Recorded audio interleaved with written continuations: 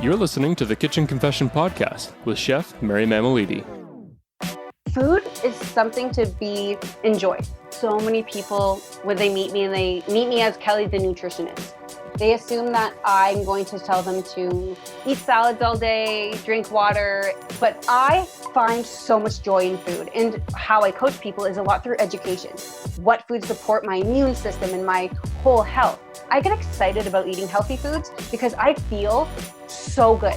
And who doesn't want to feel fantastic? It's really finding the joy in absolutely everything you do. And that's another reason why Kelly Carter Nutrition is so special to me, because I can really focus on coaching people in that way. Today, I'm talking with Kelly Carter, a certified nutritional practitioner and online nutritional coach. Kelly, thank you so much for coming back. What's changed for you since we last talked back in 2018? Can you believe this? No, 2 years flew by. Oh, wow. You know, a lot has happened. First bought my first house in 2017. I actually have bought my second and last, I found my dream house, which has been really cool. I love that. Yes. And I started working on a nutrition program with this one company, and I had built it up and I started hiring people under me, which was really cool. And I also got pregnant. I had my little baby in October of 2019. Congratulations. Thank you. And, very recently, only 6 days old recently, I launched my personal business, Kelly Carter Nutrition. So, it's been an incredible 2 years, and I honestly feel like a completely different person. And it would be interesting to listen back to that 2018 podcast and see how I viewed the world. We may just have to do that. But I'm so excited for you. Okay, tell us about your new business. So Kelly Carter Nutrition is really what I want to encompass is just myself helping and supporting people who really want to find true health and wellness. I coach people one-on-one, but I also have group programs, which are just about ready to launch as well.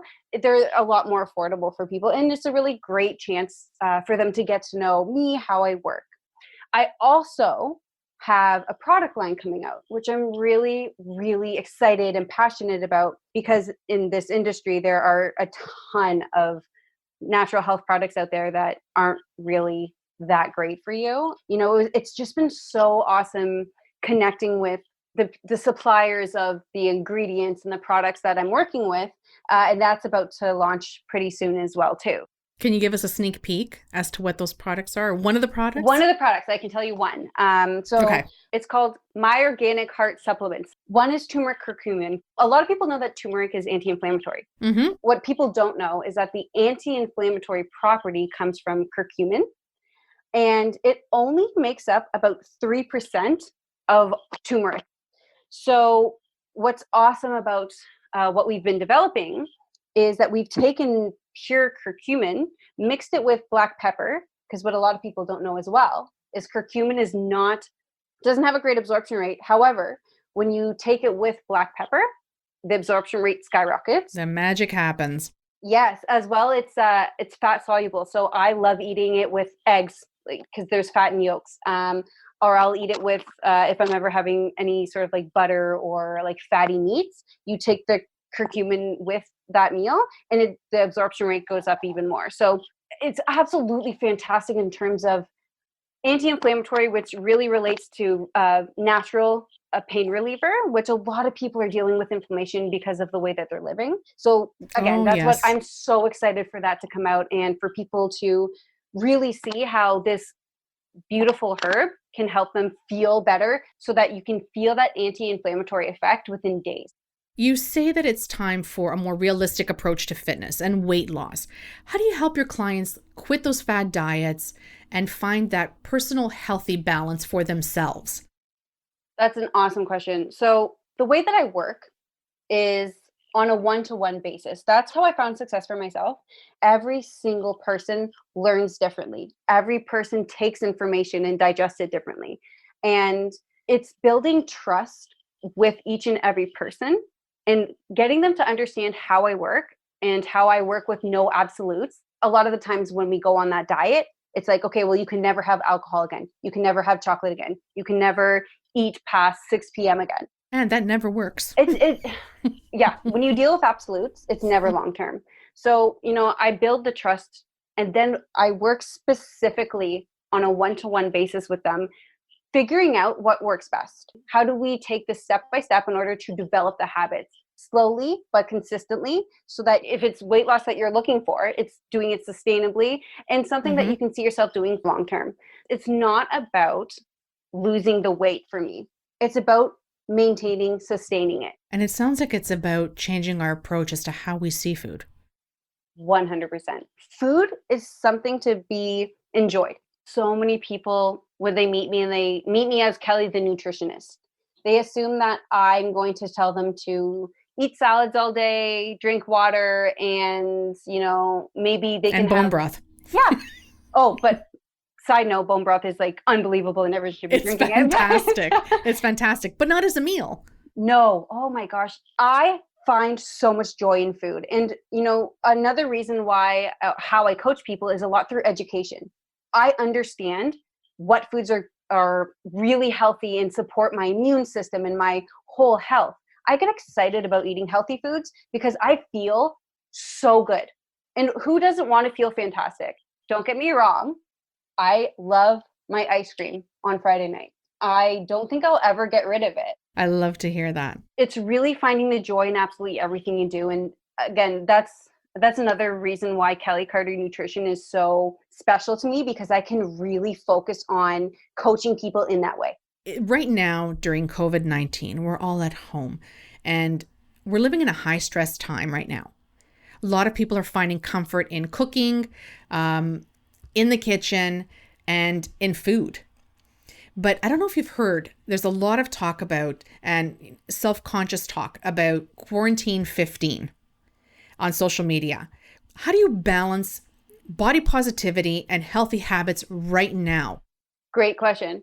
I see it on Instagram, like everyone's baking bread. I haven't been able to get any yeast in like a month now because everyone is just doing all the baking, which is really cool in a way too. That's what we're going to be known for. The big yeast scandal of 2020. Yes. Oh, it's like, I feel deprived. But you know what? Personally, how I have dealt with it, because obviously I've had my days too where I've really felt this, I'm going to call it a depression, or it's because it's of the isolation and I haven't been able to connect with people the way I normally would.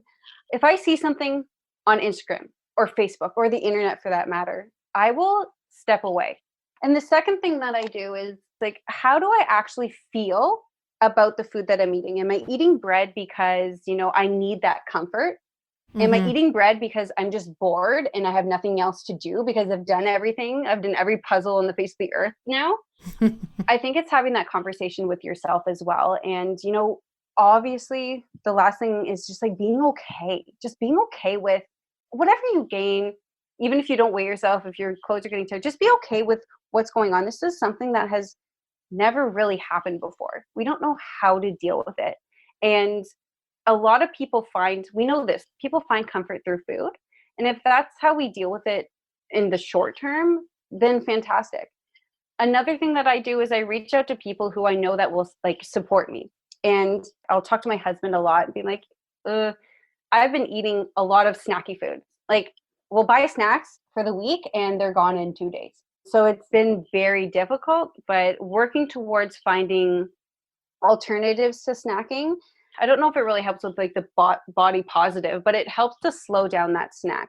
And having fresh foods available too has helped as well. Well, in terms of the body positivity, I think for me, it's stop beating myself up about it, right? Like you said, and I love that you said that. We have not been through anything like this before. So this is all new. These are uncharted territories. So let's just roll with it and not be as difficult as we have been on ourselves. Well, that's where it starts, right? Yeah, be kind. Be kind to yourself. Because the second that you love who you are, you love what you're doing, you love yourself, you treat yourself differently. Absolutely. Yep. It's getting to that self-love. Yeah.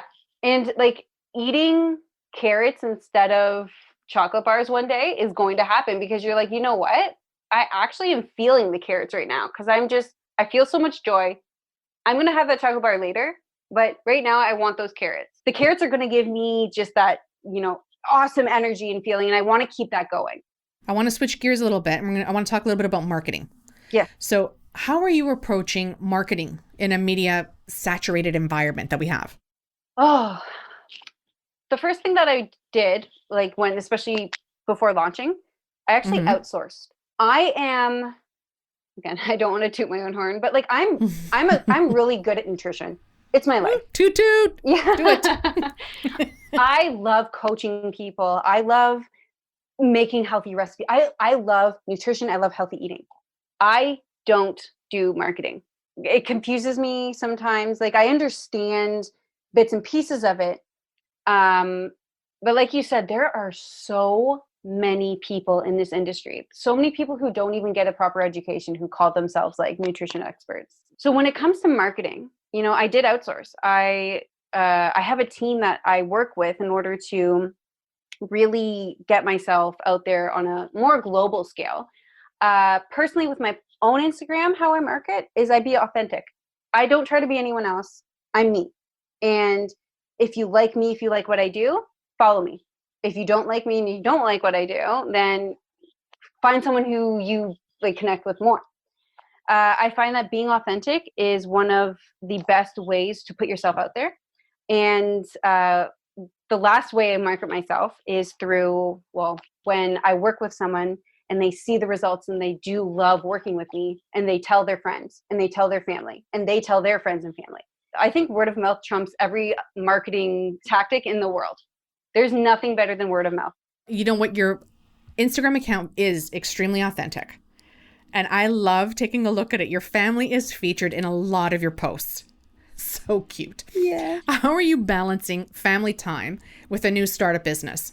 This is actually something that I am working on currently. Being an online business, being very new, I have to put in the hours, as you know, and a lot of listeners probably know. I have to put restrictions on when I'm working and when is home time, especially now because I am working from home. So it's completely blended.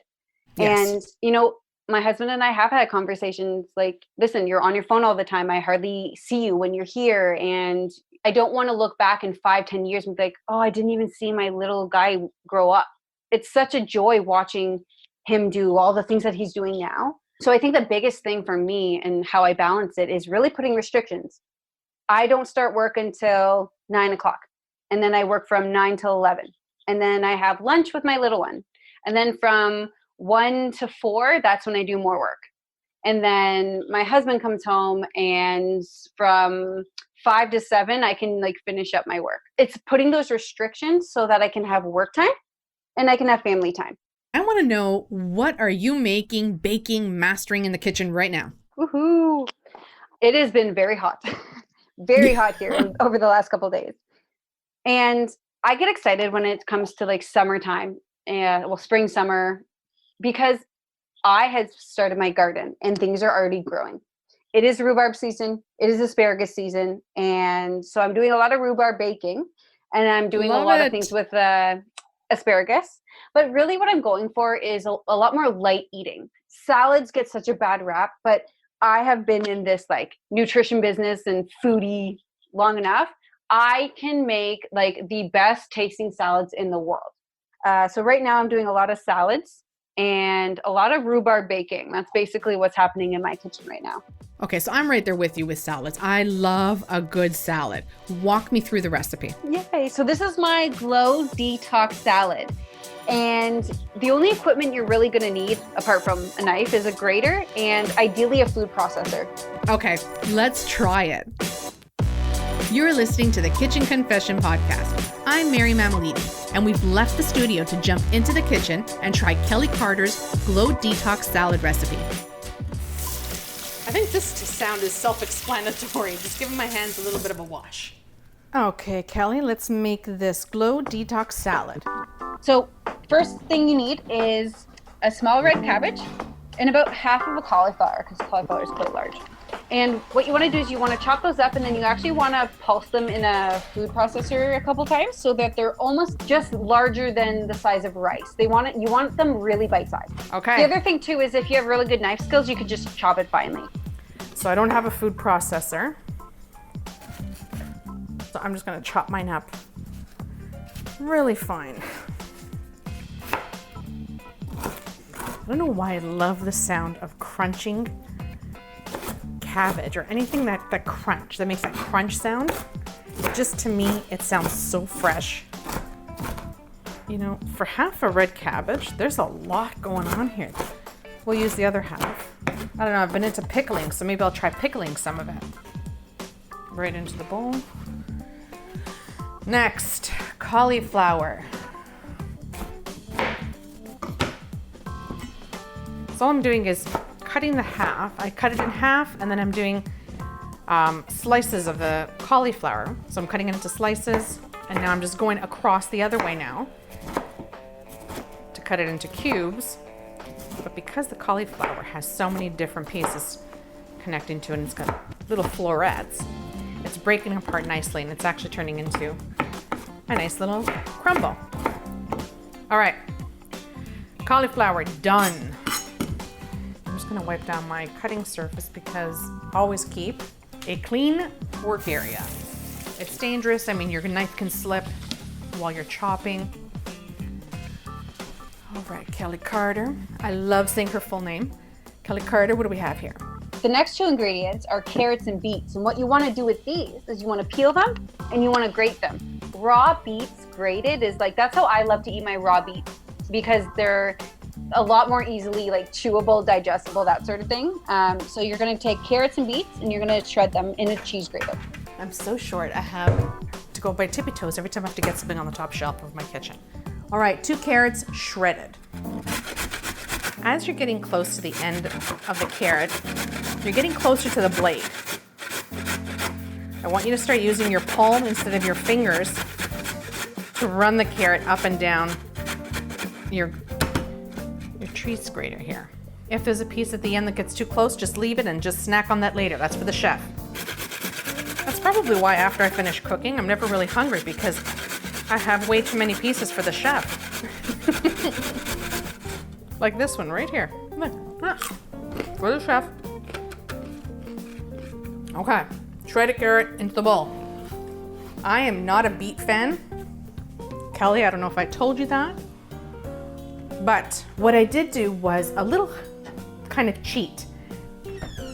Eating it raw would have been a little too earthy for me. So let's see what it's called here. I bought pickled beets, because to me, anything that's pickled is wonderful. Oh shit. Maybe I shouldn't have worn white today. Next, Kelly Carter, what do we have?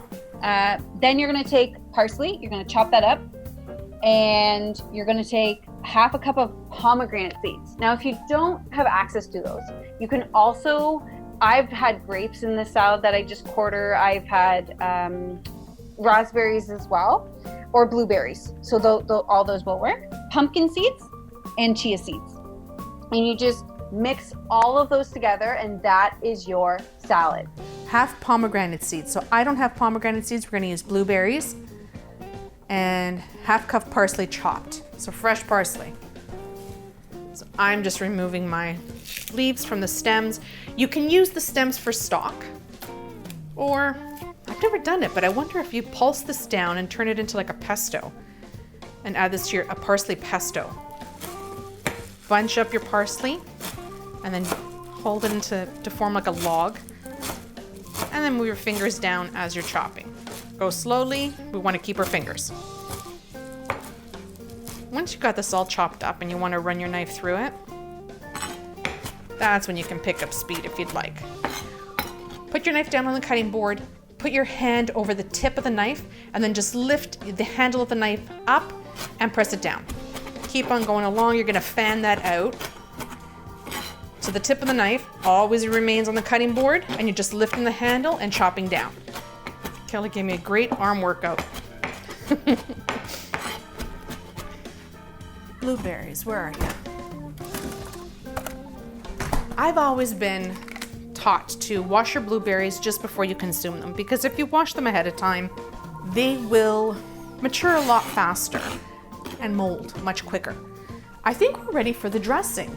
To make a dressing for, now this is like a 1 portion dressing, 3 tablespoons of lemon juice, 1 teaspoon of apple cider vinegar, about a tablespoon of either maple syrup or honey. You can do a little bit less, but I'm a sweet tooth and I love my sugar.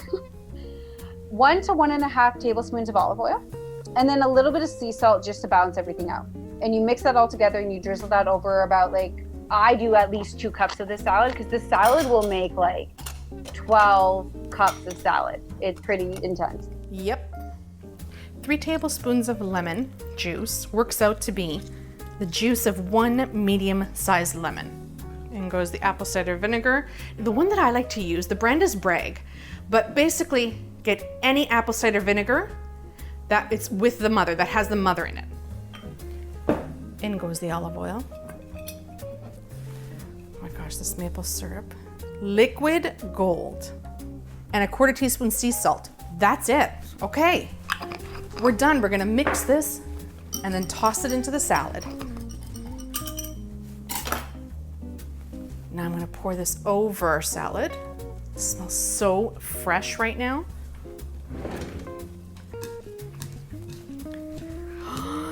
So good. It's colorful, it's bright.